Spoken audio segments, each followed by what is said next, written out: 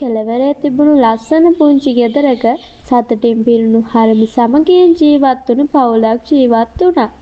ඒ පවුලේ හිටියේ අම්මා, තාත්තා, අයියලා 3 දෙනෙක්, අක්කලා 4 දෙනෙක් සහ පවුලේ බාලම දියණිය.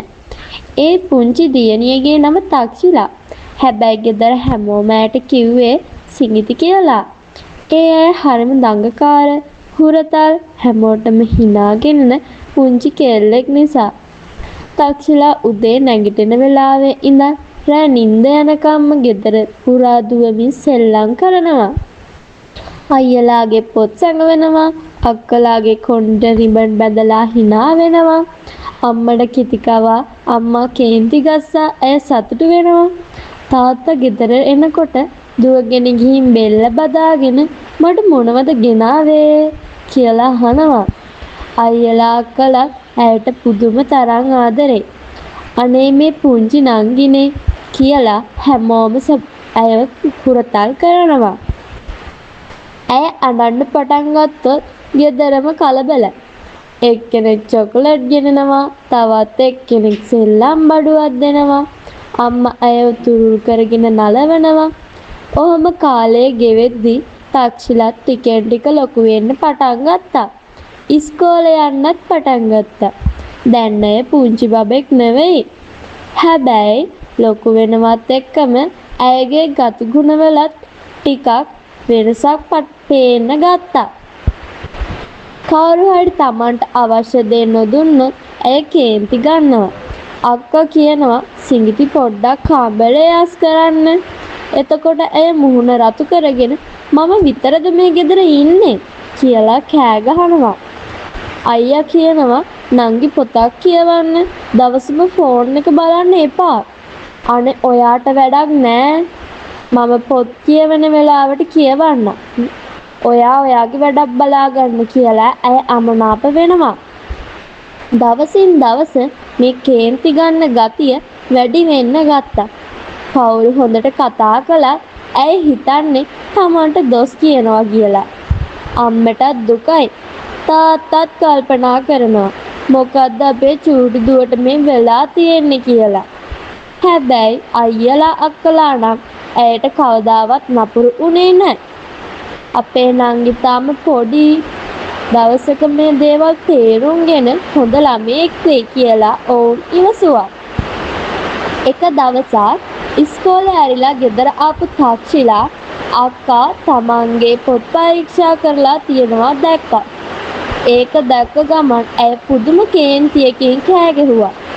තක්ෂිලා අහනවා කාගෙන් අහලද මේ පොත් බලලා තියෙන්නේ කියලා මහ හයියෙන් කෑ ගහන්න ගත්තා.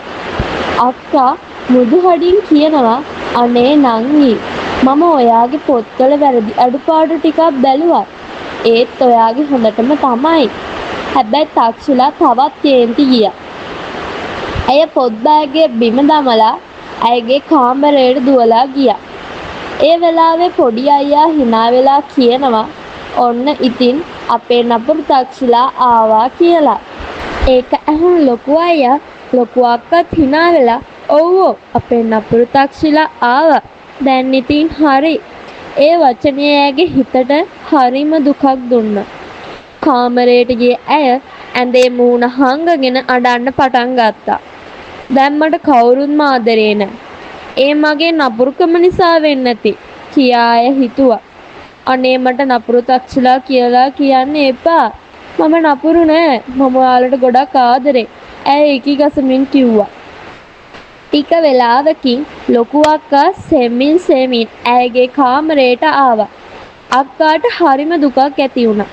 සතගාමි සිඟිති අපි ඔයාට ආදරේ. ඒත් ඔයා හැම වෙලෙම කේන්ති ගන්න නිසා තමයි පොඩි අයියා එහෙම කියන්නේ කියලා මෘදු ලෙස පැහැදිලි කළා. තක්ෂිලා නිහඬව අහගෙන හිටියා. ඇයට තමන්ගේ වැරදි ටිකෙන් ටික තේරෙන්න පටන් ගත්තා. අයියලා අක්කලා තමන්ට කොච්චර ආදරේද කියලා ඇය කල්පනා කළා. තමන් කේන්ති ගත්තත් ඔවුන් කවදාවත් තමන්ව අතහැරලා ගියේ නැහැ කියලා ඇය කල්පනා කළා. ඊළඟ දවසේ උදේ තක්ෂිලා වෙනස් කෙනෙක් වගේ හිටියා. අම්මා කුස්සියේ වැඩ කරනකොට අම්මේ මම උදව් කරන්නද කියලා ඈ ඇහුවා. අක්කා කාමරය අස් කරනකොට අපි දෙන්නා එකට එක් වී කාමරය අස් කරමු කියා ඇය හිනා වුණා. අයියා පාඩම් කරනකොට අයියේ මටත් මේ ගාන කියලා දෙන්න කියලා ආදරෙන් කතා කළා. ගෙදර හැමෝම පුදුම වුණා. මේ කෙල්ලට මේ හදිසියෙන් මොකද වෙලා තියෙන්නේ කියලා. අම්මා තාත්තා තාක්ෂිලාගේ මේ අපූර්ව වෙනස දැකලා ගොඩක් සතුටු වුණා. ටික දවසකින් ගෙදරින් නපුරු තක්ෂිලා කියන නම නැතිව ගියා. ඒ වෙනුවට හැමෝම කිව්වේ අපේ හොඳ තක්ෂිලා කියලා. එදා ඉඳන් තක්ෂිලා තේරුම් ගත්තා කේන්තියෙන් කතා කළොත් Tamanට ලැබෙන ආදරය නැති වෙනවා කියලා. ඉවසීමෙන් මෘදු හිතකින් ජීවත් වුණොත් හැමෝගෙම ආදරය තවත් වැඩි වෙනවා කියලා තක්ෂිලා තේරුම් ගත්තා. ඒ නිසා ඇය හැමදාම උත්සාහ කළේ හොඳ හිතක් තියෙන ආදරණීය දියණියක් වෙන්න. ඇය කේන්ති නොගෙන අන් අයගේ අදහස් වලට ඇහුම්කන් දෙන්නත් අදිටන් කරගත්තා. එදා පටන් හැමෝටම ඇයට වෙනදාට වඩා ආදරය කරන්න ගත්තා. තක්ෂිලා අක්කාගේ චරිතය හරහා ආදරණීය මගේ දරුවනි කේන්තිය පාලනය කරගෙන ආදරයෙන් ජීවත් වෙන්න. එතකොට තමයි හැමෝම ඔබට ආදරය දක්වන්නේ. එතකොට තමයි ලස්සන වෙන්නේ. එතකොට හොඳට ඉගෙන ගන්නත් පුළුවන් වෙනවා. කවුරුත් ආදරය කරන්න පටන් ගන්නවා. මොකද අපි නපුරු අයට කැමති නෑ නේද? ස්තුතියි. මේ වගේ පුංචි කතන්දර තවත් අහන්න අපගේ දැනුම් මල්ල YouTube channel එක අදම subscribe කරන්න. ස්තුතියි.